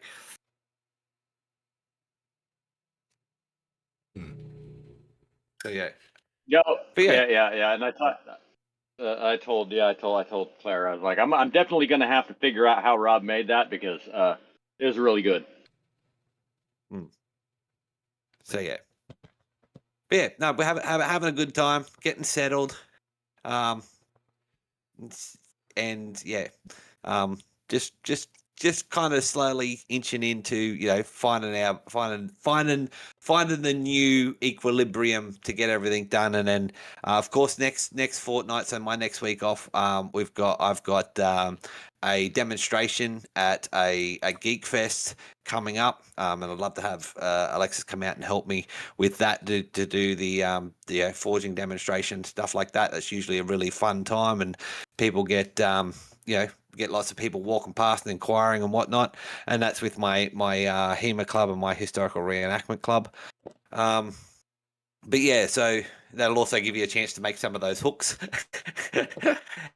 But you'll have to use charcoal, because we don't have coal. We'll have to use charcoal. That's the deal breaker. Until my coal comes in. Yeah. Until my coal comes in. What did you say, Yamas? I said, well, that's a deal breaker. We can use the gas forge, but just not at the I don't use the gas forge at the demonstration because it's too loud. Yeah, I know when I was doing demonstrations, when I had my gas forge, I always had to shut it off while I was talking. Yeah. It was like, man, that's loud. Yep. It's like, yeah, it was blowing 3,000 degrees. That's and I definitely need to get another Gamico burner and build another forge like the one that I had there in Texas. That it's still there, but it'll melt steel and it's whisper quiet. I mean, you can just have a normal conversation with somebody while it's melting steel 5 feet away. Yeah. But it was just a fluke of the way it was designed and the way it reflected the sound waves back into itself instead of out the door. So it wasn't intentional. It was an accident. And I was like, how about that? A quiet forge. Yeah, I'd like to build another one of these days. Well, we can. It's not like I don't have the space. Where would we put it? Gee, I wonder. But yeah, so it's That crackle pop. yeah, no, Oh, not near the man. gamba grass. That stuff goes up like nobody's business. Uh, But yeah, so yeah, I'm sure I'm going to be horrified at our first fire. oh, you will be. It'll be an experience. Yeah. That's for sure. But yeah, no, so yeah, so that's the plans going into the future. We've got to see how things go. Like I said, work out a new equilibrium. When it comes to so like I said, Alexis got to sit down. I don't know if it was before pre-show or whatnot. Alexis got to sit down and have a quick browse through the book, and she was like, "Holy shit, that's a lot of fucking." It's going to be a tome. The book that I'm writing is going to be absolutely fucking massive. I honestly, I do currently equate it with practical blacksmithing. It is going to be as big as practical blacksmithing. So, from what I can tell, would you agree there, Alexis? Oh, I would totally agree, and I'm pretty sure that if you don't stop putting shit in it, you're gonna have to make 2 volumes. I mean, like, Yep. it's But it's I want to include everything. It's freaking cool. yeah. But It's yeah, like it's like Adam sat down and wrote the history of the world day by day. yeah.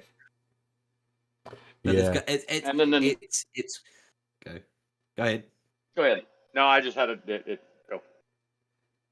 It's I want to put as much into it as I possibly can so that it's useful for all of you.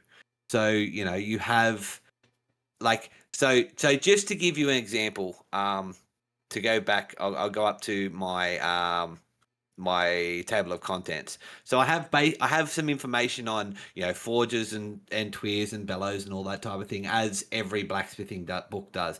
But I've also got sections in there on how to build them, and then I've got information on your different forge fuels. I've got information on your different anvils and anvil patterns. I've got information on how to lay out your shop and how to make that the most efficient.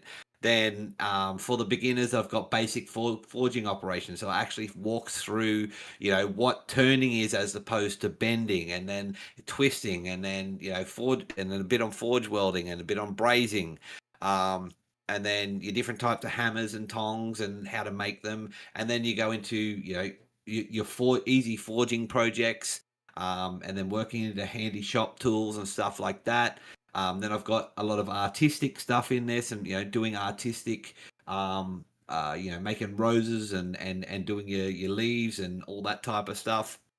I've got information on making chain, information on files and filing on and actually how to do it properly, how to make drills, and do drilling. I've got another section on tools and implements for the home and farm. And then I've got a whole chapter on power hammers and making power hammers, building your own power hammers from historical sources, and trip hammers and treadle hammers, and then the tools that go with them as well, and then how to build your own shop grinders and drill presses and all that type of shit. So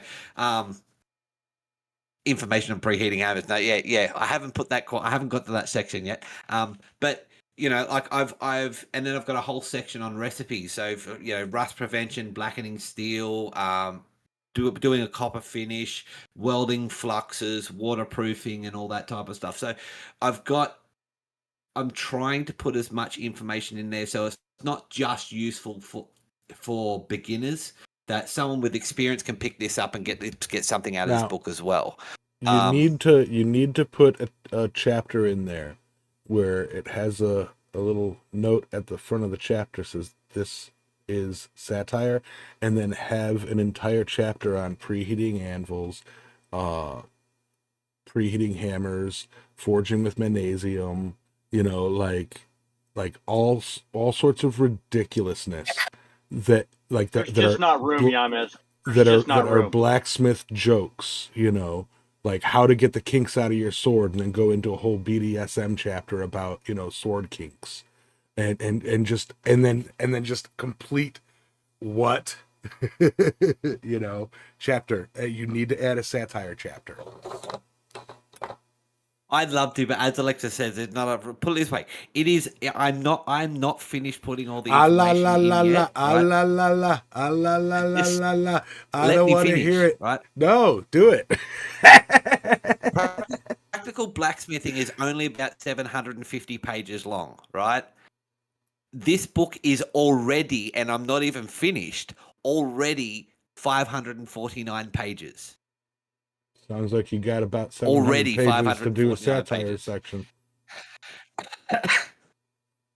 No, but see, if I put a satire section in, I go through all the myths and all that type of shit, like preheating your anvil, and I'd put a section in on ice anvils and all that type of shit, just as Yeah, a nod to Roy. historical ice anvils. We have, if we look at the Now we're historical at records.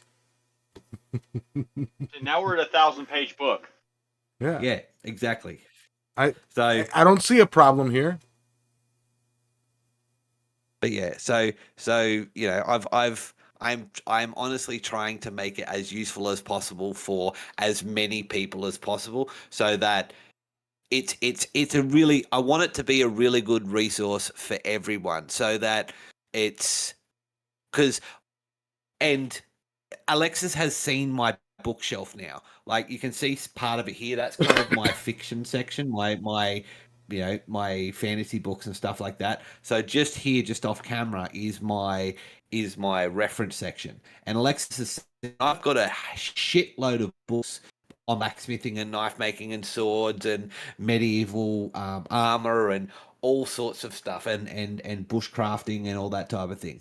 I've got a heap of books here, and I'm writing this book. I'm the stuff I'm putting in this book is all the gaps, because you know, and don't get me wrong, I love these books, and a lot of the information in them is very useful. But for example, the backyard blacksmith, you know, has a lot of good information, but it's severe. It's, you know, as an experienced smith, you know, you're missing some of the, it's all basic stuff. So you're missing some of the, you know, you want to buy a book so you can go, oh, you know, use it as, even if you just use it as inspiration, you know, it's missing some of the meat of the inspiration.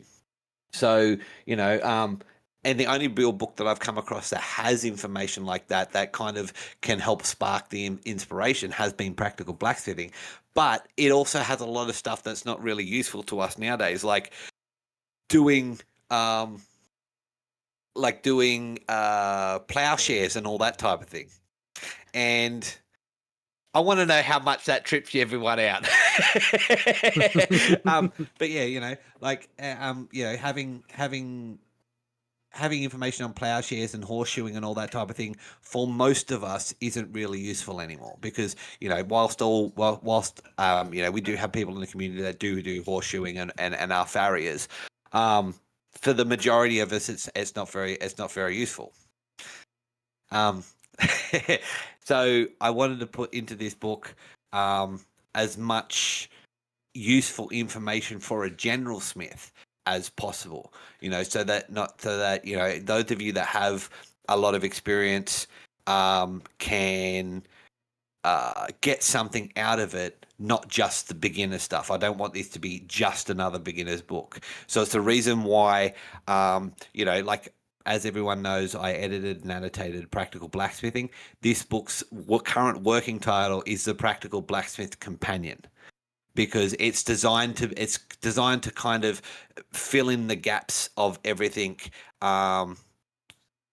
that is there, you know, to fill in the gaps of information that has been, I wouldn't say lost, but you've got to really dig deep and find it, you know. I mean, Practical Blacksmithing, I released that in 2022, and I've been working on this book since then. So it's been 3 years in the making so far, and whilst I would love to get this book finished by the end of the year, it's it's going to be a push to get it done by the end of this year. I'd love to have it available for Christmas, but that depends on certain people's schedules lining up. Because I touch wood. I touch wood have someone that is well known that will be doing a foreword for the book. So and that's the reason why I said it has to. The schedules have to line up, because first of all I have to finish it, then I have to get it to them, then they have to read it, and then they have to write the foreword. So and then they have to get it back to me before I can publish. So whether that all happens before Christmas, which is a stretch. I mean it's end of June now, so yeah, whether that all gets done before Christmas is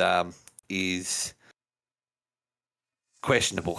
It will be. I will be surprised if it's done by this Christmas, but I'd love to have it out by this Christmas so that you guys could buy it for each other or buy it for your blacksmithing friends or whatnot. But yeah.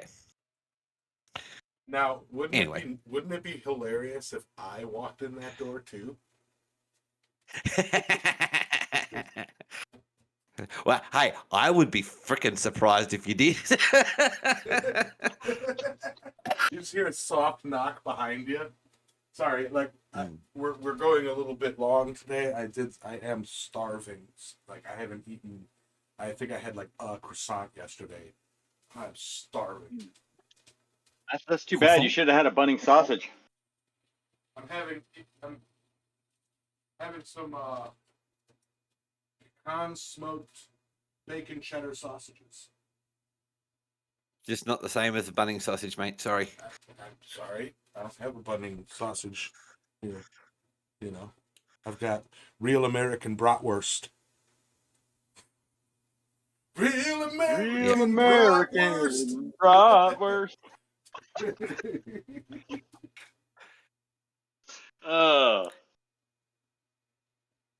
So Today, one thing that Alexis hasn't yet experienced, because we don't really watch free to air hit TV here, but she hasn't really experienced the Australian television situation yet. I'll have to organise some time to actually sit down and because we don't have regular TV at my place because we don't have the antenna, don't get reception. But I'll have to organise to put maybe Channel 9 or something on via the app and yeah. And let you experience Australian free to air television. Yeah, and I mean that's honestly, I mean, like, not something I really thought of because I don't watch TV either. I mean, like, I watch.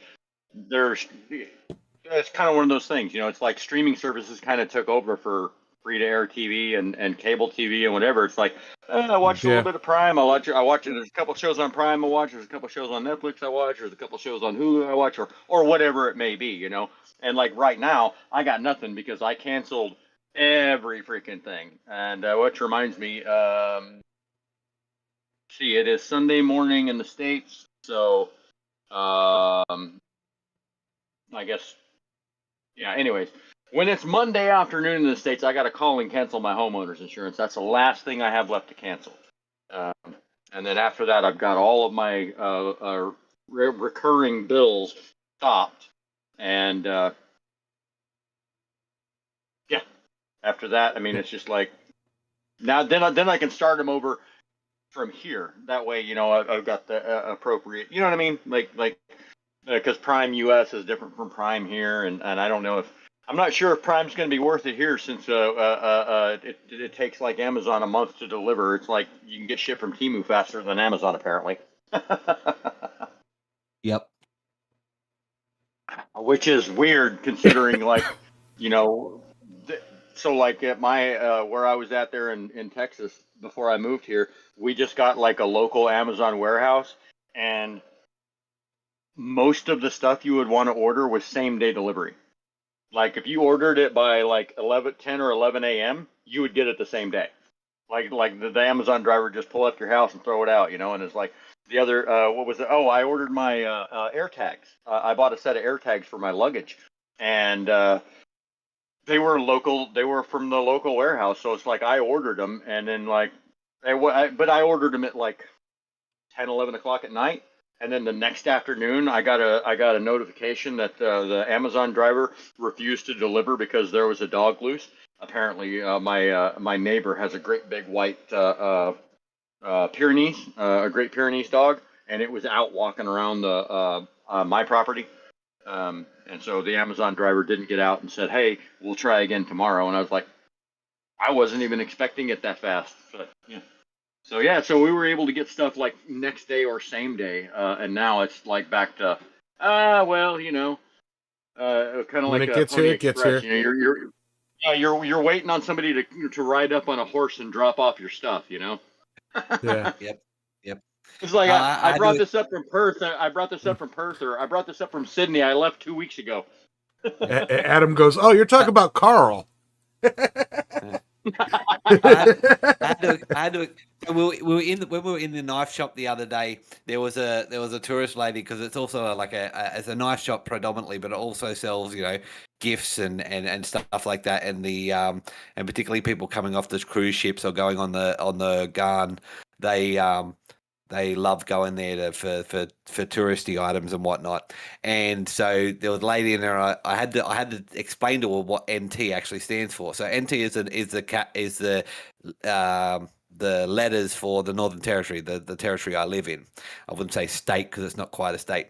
And I had to explain to what NT stands for. So it doesn't stand for Northern Territory. It stands for not today, not tomorrow, not Tuesday, not Thursday, not anytime soon, because everything takes forever to get here.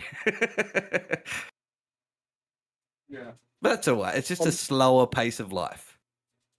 And I will yeah, say, and coming from and that's actually probably one of the most difficult things to adjust to after becoming accustomed to such speedy convenience. I mean, like you don't think about it. Like so, I remember back in the day when I was a kid, we had Walmart with just household goods, right? And had a grocery store, the local IGA or whatever was so you would go to Walmart to get your like toilet paper and your paper towels and maybe some clothes or whatever. But then you would go to the grocery store to get your food and whatnot. And then Walmart kind of sucked all that up. Now you have the convenience of doing all of your shopping in one place if you want to do that. And then with the advent of Amazon, it's like, well, now you don't even have to go to the store. You can just order what you need on the internet and get it post haste. Well, and for a while there's standard like a week delivery, which is not bad. And then that slowly got better and better and better as Amazon put in more distribution centers, right? And then it's like, oh, guaranteed 3-day delivery if you got Prime. And then if you happen to live in a town within so many miles of a distribution center, now it's same day delivery. And like what? And you just get used to that level of convenience where I need something, I can order it, and it'll be here before the end of the day. And you get used to that. And it's just you take for granted that it's not like that everywhere. And so now here I am in the NT, and if I and like literally, I mean, like me and Adam were talking today, and I was like, hey, what do you do about stuff that can't deliver to a PO box? And it's like, yeah, just don't order it because it's so much. It's like I ordered because I didn't bring my keyboard and mouse because they were dirty, and I honestly did not like that mechanical keyboard that I bought on the TikTok shop. It just didn't feel right. So I ordered a keyboard and mouse from eBay, eBay Australia, because my eBay I had already shifted my eBay to Australia so that I could order things and have them shipped here before I got here. And Yeah.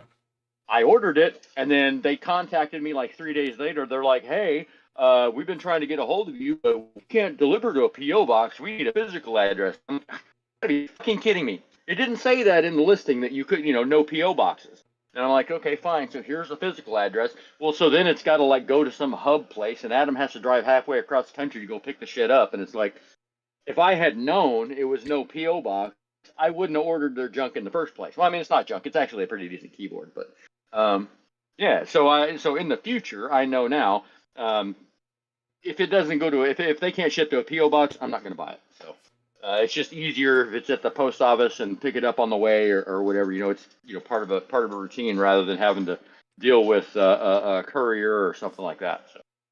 Yeah, I don't. It's an adjustment for me. It may just be me, but like, let me see. When I was in the Keys, I think I was in the Keys when Amazon really started kicking up their like 2-day delivery stuff. And when you're in the Keys, it's like no, you're looking at a week out no matter what. Um, and here, kind of the same thing. I think there's an Amazon warehouse up in Virginia near Richmond, but still they You would ship. definitely have to have a distribution center in Richmond. But they ship over to Raleigh and then bring it over here. So even here, it's like you're looking at about a week, unless you pay for expedited delivery, So it's like I've never ever seen that same day delivery. Even when I was Well, but do you paying have for Prime? Prime. Well, I did have Prime. I did have Prime to get that 2-day shipping and then the movies and stuff. But I've never lived in an area that qualified for it, you know. So it's like Right. And it'll say 2-day shipping, and then when you do it, it'll be like, all right, we'll arrive in 6 to 7 days, and it's like, okay. well, And then Amazon got and rid so of their Amazon got rid of their 2-day shipping for Prime members, and it's like, okay. no. And then they Oh started well, doing yeah, man. yeah, and then they started doing like the movies that used to be Prime movies was like whatever they have on Amazon you watch, and then it was like, well, this isn't on Prime anymore. It's like, if you want to watch this, you got to pay. They started doing the whole bundling thing. That was when like streaming started not being what it used to, and it's like, well, like all the HBO, if you want to watch something that's made by HBO, you've got to sign up for the HBO package. If you want to watch something that's made by this studio, you got to sign up for this studio's package. Right. So I So canceled. what? I stopped paying for streaming. So the way that what happened there? So I've had Prime for like the last 5 years. Both because I order enough stuff online that the free shipping, because like with Prime, all the shipping is free, right?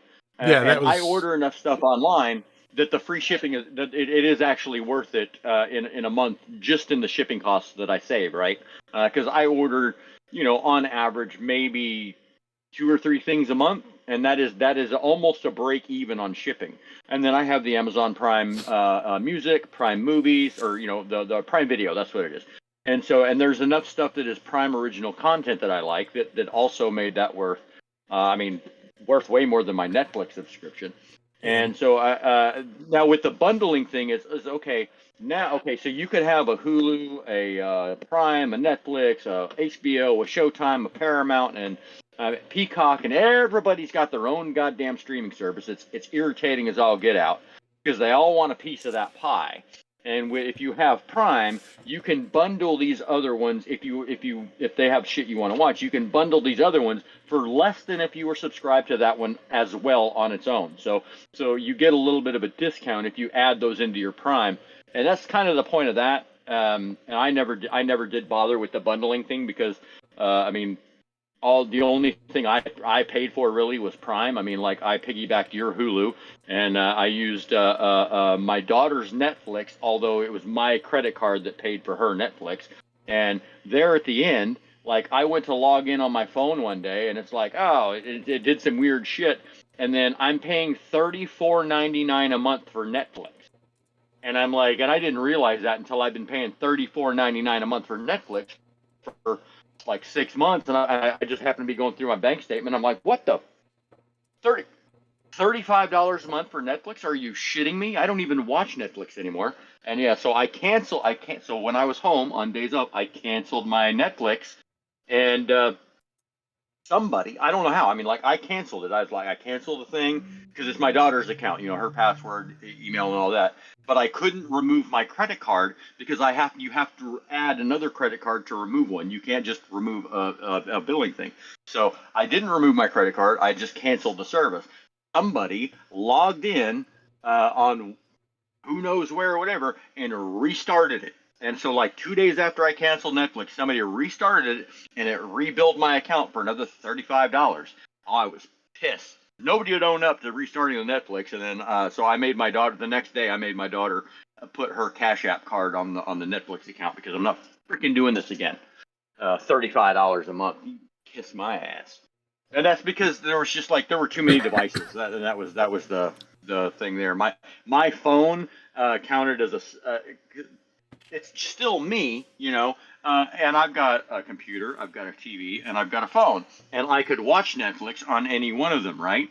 Now, only a certain because my daughter's got 2 devices at her house, and then I've got 3 devices. Well, I'm only allowed 2 devices, so by me logging in on my phone, that triggered another $15 a month charge on my Netflix. So, yeah, I don't pay for any of that shit now. I will say, I do got to move on for I've got to call it a show. So I want to get the final thoughts. My bad. It's all right. My final thoughts are life's an adventure. Have fun with it. And we are forgetting the big elephant in the room, the most massive news that hit for this weekend. It's, like huge news. It is the 50th anniversary of the opening weekend of Jaws.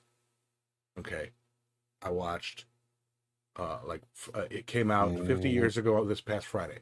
So it's opening weekend of Jaws. I recommend you all watch it. It is possibly the greatest piece of cinema out there. Okay.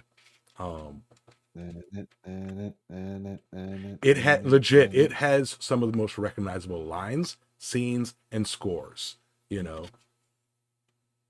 So possibly the greatest movie ever made, Jaws.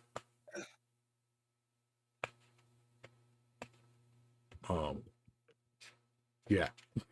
Sure. Whatever. Say shut up. There was to be perfectly fair, it was a big week for movies because they also announced Spaceballs 2. Yes, is going to be made. Spaceball 2 is coming out, I think, 2027. And a lot of people will be very upset if it's not called the Search for More Money. I know. I also saw a trailer for Naked Gun remake with Liam Neeson. Yeah. Yep. It's the reboot with Liam Neeson. Yeah. We ain't found shit. But anyway, yeah, I was I wasn't interrupting for the joke or nothing. I was just saying we have been on for almost 2 hours. I've got food in front of me and a handful of hours of editing left to do for the day. Yeah. And I need more coffee. Yeah. See you in the NT. My final thoughts is it is, first of all, as many of you know, I tried to get over the US since 2020. And unfortunately, technically I started saving and trying to go in 2019. So it's finally really nice to meet someone in person that I've only ever seen through a computer screen for the better part of, what? We started talking in 2017? No, we started talking in 2017. Yeah. So, coming up 8 years. The better part of a decade. Knowing you guys and talking to you guys, but only ever seeing you through, this much screen and knowing your voices and being part of your lives. And so it's really finally nice to be able to interact with someone in person that I've only ever been able to do through an LCD screen. It's a privilege and an honor to be able to do that. And hopefully this experience going forward, I have 40 acres. Not to say I'm going to put every single one of you up to allow you to live here, but I have the space that if you ever want to come and visit, we can roll out a tent or a swag, particularly at this time of year where it's lovely in the evening, and the early mornings. And another thing I really enjoyed, which I'll let Alexis get to, and I'm gonna jog her memory so she can get to it, was driving home from the airport and pulling over on the side of the road, turning off the car and extinguishing the lights and allowing her to look up. And I'll let her go through that. But it was a really cool experience, and that's something I get to do and get to see for 8 months of the year. And if you guys ever have the opportunity to come over and come and visit, and I can put you out down near the workshop, and we can have the nighttime fires and all that type of stuff, and allow you guys to experience the Australian bush my way, which is unique in its own regard. So I look forward to hopefully meeting every single one of you at some stage in the future. Alexis? Yeah, so to quickly summarize, I mean, like some of you kind of knew I was coming over here. Some of you knew I was leaving, but didn't know where. Yeah. Spoiler alert: I've been planning on moving in with Adam for like a year, and it quickly became a necessary thing just for my safety. And so I'm here. I'm safe. I don't have to worry about getting tossed in a concentration camp and kicked off to El Salvador because I'm an undocumented citizen because they canceled all my IDs and stuff because of the obvious things. Anyways, yeah. So coming here, and then one of the things I was really curious about, because like when I was a kid, my grandpa taught me about the stars and the constellations and how to navigate by them or whatever. Well, I've looked at the northern hemisphere sky my entire life, and it's often difficult because where I've lived all my life, there's lots and lots of light pollution, and so it's very difficult. You really it's very difficult to see the Milky Way, and it's you can see the bright stars, right? So like Orion just pops, and Polaris and the Ursa Major, Ursa Minor, all of those things just pop because they're the bright stars and they stand out. Well, we get down here, we get halfway back to the house. Adam pulls over, turns the lights out. I'm used to it taking about 5 minutes for your eyes to adjust so you can see the stars, right?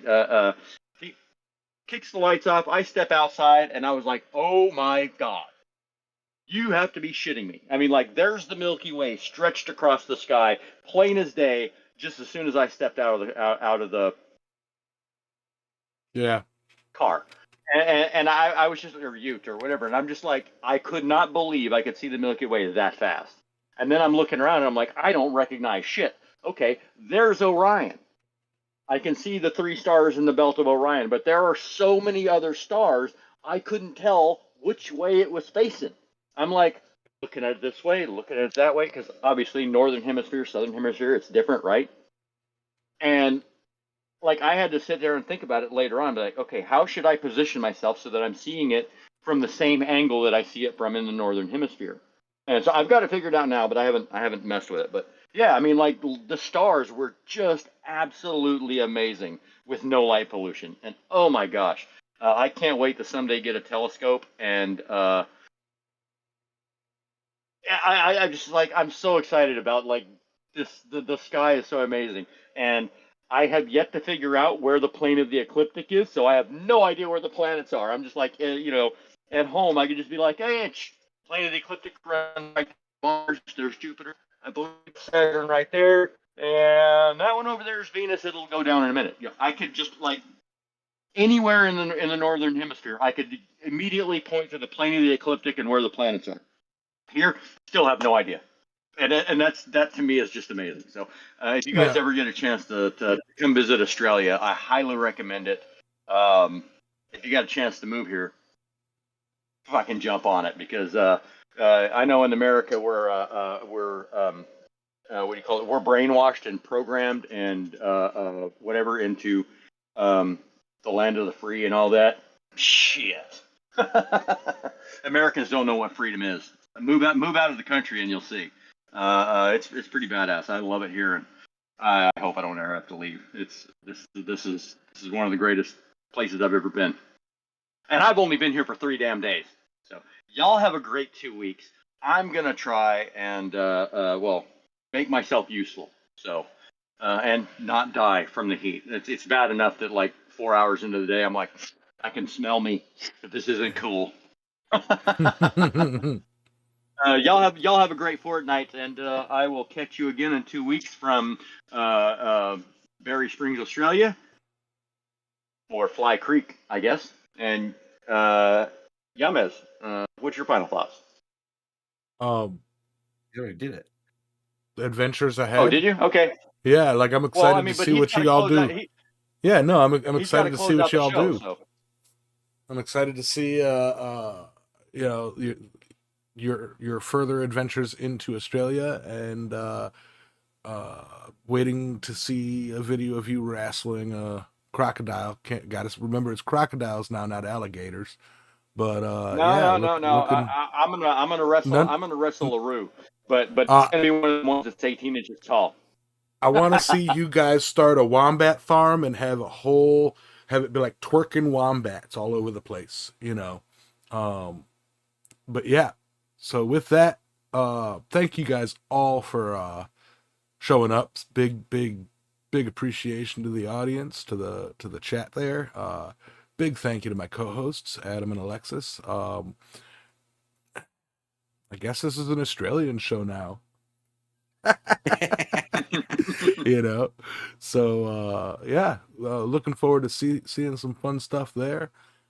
Maybe one of these days we'll do a flip. One of these shows we'll do a flip where it's midnight for me and 10 a.m. for you guys, or 11 a.m. for you guys, and do a bit of a walk around the property, you know, for the Sunday evening show. Possibly. Don't think we didn't talk about that already. Yeah. But with that, yep. You guys are all awesome. Get out there, stay hydrated. It's summer and or winter. This is gonna be weird. I guess I gotta flip my camera. You know what? I know how I can fit in. I know how I can fit in. All right. Yeah, Yeah. miss. All right, you guys. We're on top of the world here. All right, I didn't press that button. Yeah, there you go.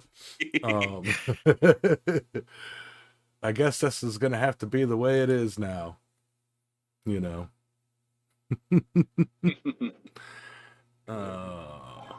I know there's a lag, so I'm waiting for the joke to land before I end it. Yeah. I Yeah, knew that's yeah. what you were going to do. That's why I said we're on top of the world here. All right, you guys. You guys have a wonderful day. Stay safe out there, and watch out for crazy, venomous, and/or poisonous flora and fauna. All right. Bye. Bye.